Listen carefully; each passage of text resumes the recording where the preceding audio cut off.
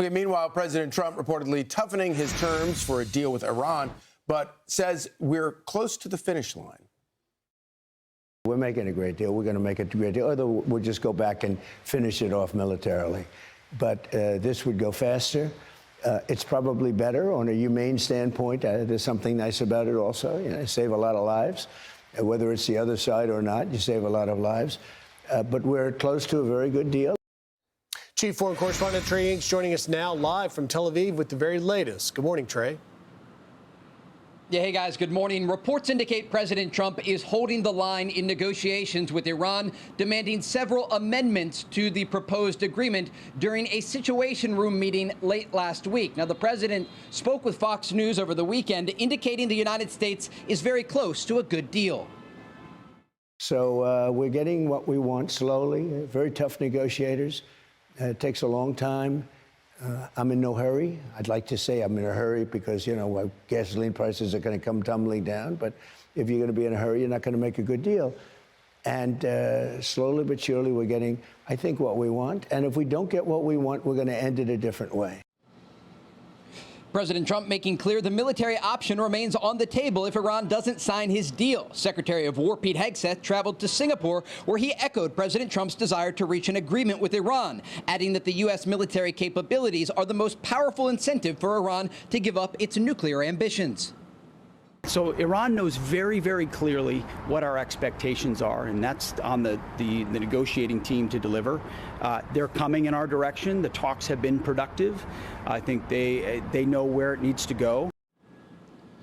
In addition to Iran, we're also tracking developments in the conflict between Israel and Iran's largest proxy, Hezbollah. Drones and rockets soared through the skies of northern Israel throughout the weekend as Israel launched new airstrikes and pushed ground forces deeper into southern Lebanon.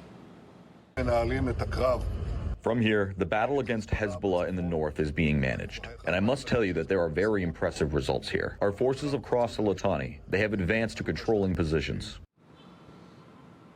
The belief here is if an agreement is reached between the United States and Iran, it could end the conflict along Israel's northern border. Even in the last 5 minutes, sirens were sounding across the northern part of this country amid new Hezbollah attacks. Guys? All right, Trey Inks, live for us in Tel Aviv. Trey, thank you very much. Thanks, Trey. We're going to make a great deal. Or we'll just go back and finish it off militarily. But this would go faster. It's probably better on a humane standpoint. There's something nice about it also. You know, save a lot of lives. Whether it's the other side or not, you save a lot of lives. But we're close to a very good deal, and if we can make it good, otherwise we just start up with the Department of War. I would rather get a deal because we can open the strait immediately upon signing. President Trump reportedly sending Iran a revised peace framework with tougher terms as he reaffirms this deal will ultimately save lives. But a high-stakes election looming. Can it translate into a midterms boost?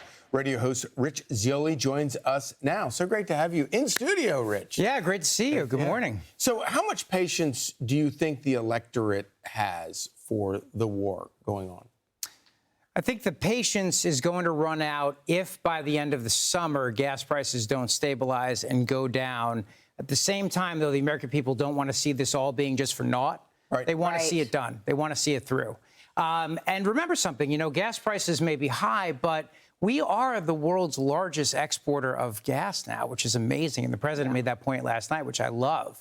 So the energy dominance that America has, thank God we ended the war on energy. Could you imagine if the Democrats were in charge doing their green news scams and everything else? It would be like $8 a gallon, right? Yeah, it would be like California. So people are rational enough to understand this point. But at this point, they don't want to just say, all right, let's just pretend like this never happened and move on. They want to see it go through. Do you think that President Trump is, you know, he's like, I'll be patient.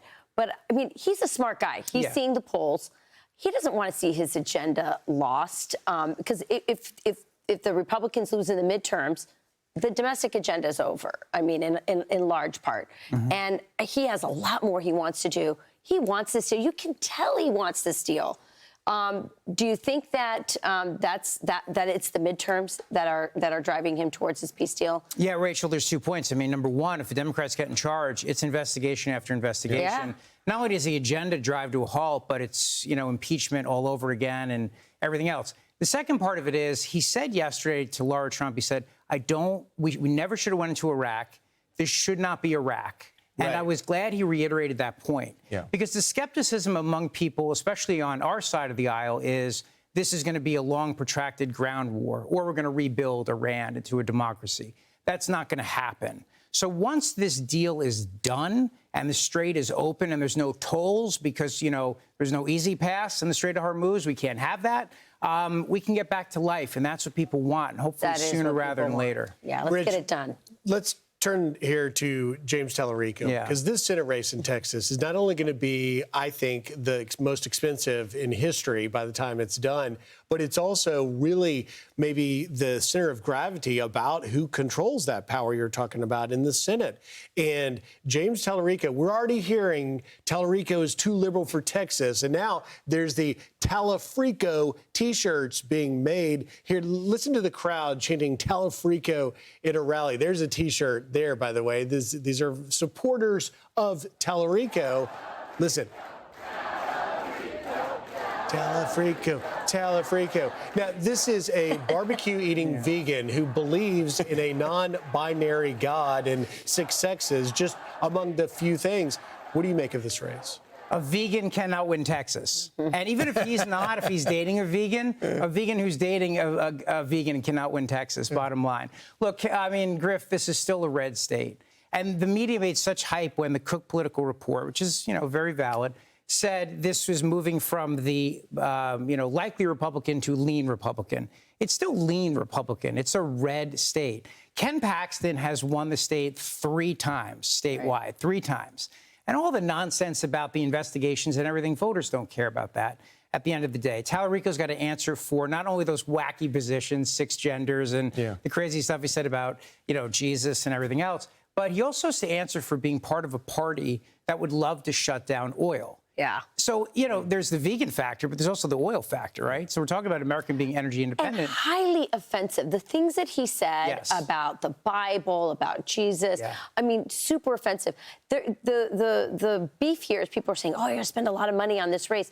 The only reason Republicans will have to spend a lot of money on this race is because delusional Democrats are going to dump millions and millions of dollars in this hype, pipe dream that they can actually win Texas with this Frico, Talafrico. This is Beto O'Rourke 2.0. Beto, yes.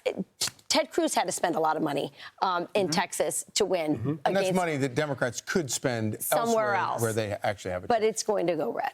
It'll be an incredibly expensive race. The media is hyping him up. The money that's pouring in is coming from out of Texas. Right. So backed by all those groups. But the same hype, I mean, it's Beto O'Rourke all over again. Yeah. This guy's some super miracle who can flip Texas. He will not. Texas stays red, bottom line. And he's so beta, too. Rich, thank you for joining us. Great to have you on the couch. Great to see you guys. Thank you so much. Thanks for coming on. Oh, and I got my book.